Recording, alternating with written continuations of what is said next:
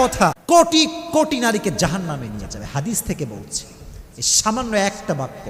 বেশিরভাগ বিবাহিতা নারী, বেশিরভাগ বউ জাহান্নামে যাবে স্বামীকে জাস্ট একটা বাক্য বলার কারণে। কয়টা?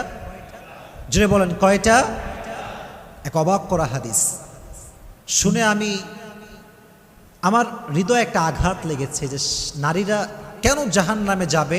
এই হাদিস যখন আমি জানতে পেরেছি আমার হৃদয়টা চূর্ণ বিচূর্ণ হয়ে গিয়েছে। এর কারণ হচ্ছে এটা এমন একটা পাপ, এটা এমন একটা গুনাহ, বাংলাদেশের বেশিরভাগ, বলতে গেলে ৮০ থেকে ৯০ নারী এই পাপটা করছে। নাউজুবিল্লাহ পড়ে। বেশিরভাগ নারী তার স্বামীকে একটা কথা অলওয়েজ বলে। বেচারা স্বামী সারাটা জীবন স্ত্রীর জন্য খাটে, পায়ের নিচে ফোসা পড়ে যায়, মাথার ঘাম পায়ে ঝরায়, সারাটা দিন রোদের ভিতরে কাজ করে বেড়ায়, বাসার বিল সে দেয়, গ্যাসের বিল সে দেয়, সন্তানকে সে চালায়, স্ত্রীর হক সে আদায় করে, শ্বশুরের হক আদায় করে, শাশুড়ির হক আদায় করে, সারাটা জীবন সে তার স্ত্রীর খেয়াল রাখে।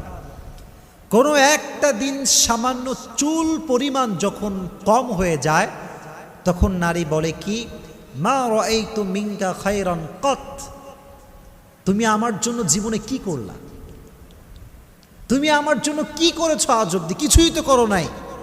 অমকের স্বামী অমককে ওইটা দিয়েছে, অমকের স্বামী তার শাশুড়িকে ওইটা দিয়েছে, তুমি আমার মাকে কি দিয়েছ? একটা কথা কোটি কোটি নারীকে জাহান্নামে নিয়ে যাবে। হাদিস থেকে বলছি, এই সামান্য একটা বাক্য। তাকফুরনাল আশির, বেশিরভাগ নারী অকৃতজ্ঞ হয়, স্বামীর কৃতজ্ঞতা আদায় করতে জানে না।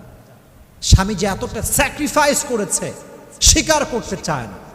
আর মাথায় রাখবেন, যেই নারী তার স্বামীর স্যাক্রিফাইসকে নিজের মুখে এটাকে স্বীকার করতে পারে না, সেই নারী কখনো সুখী হতে পারে না।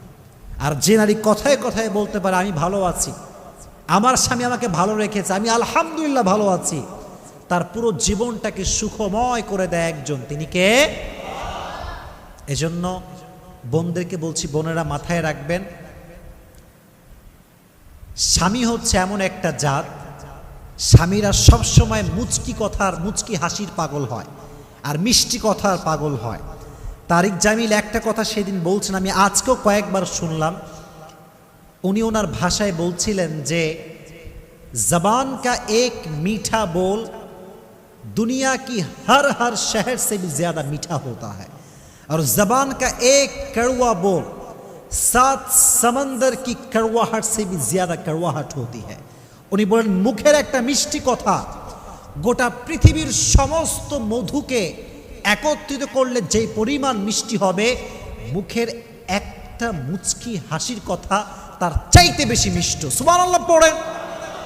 আর মুখের একটা তিতা কথা গোটা বিশ্বের 7 সমুদ্রকে এক করলে যে পরিমাণ তিতা হবে, নোনা হবে, তার চাইতে মুখের একটা তিতা কথা আরো বেশি তিতা।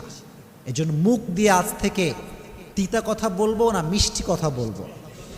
আল্লাহ সবাইকে মিষ্টি মিষ্টি কথা বলার তৌফিক দান করুক, সকলেই পড়া আমিন।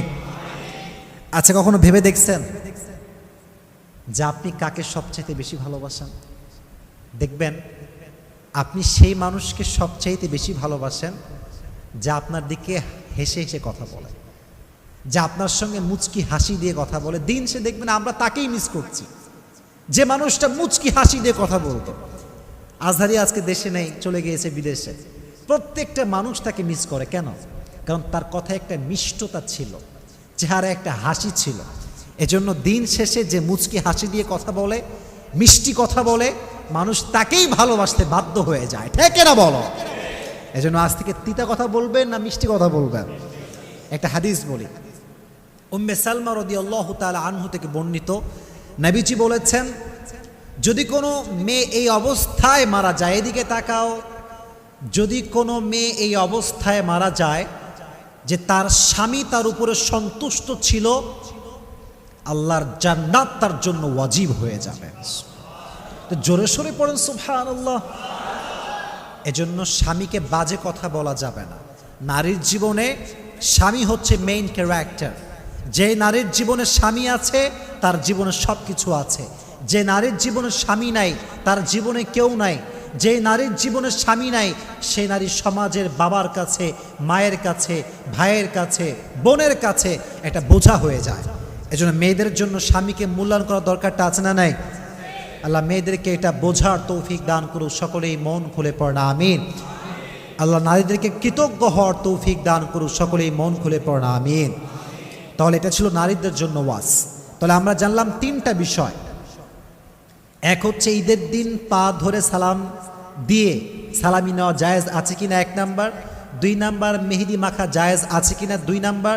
3 নাম্বার, নারীরা একটি কথার কারণে জাহান্নামে যাবে, সেটি হচ্ছে তুমি আমার জন্য জীবনে কি করলা। এই জন্য যেই বোনেরা আমার কথা শুনছেন মাইক থেকে, কলোনির ভেতর থেকে, সবাইকে আমি বলছি স্বামীর কাছে কৃতজ্ঞ হবেন, কৃতজ্ঞতা আদায় করবেন। আল্লাহ বোনদেরকে এই তৌফিক দান করুক, সকলেই পড়না আমিন।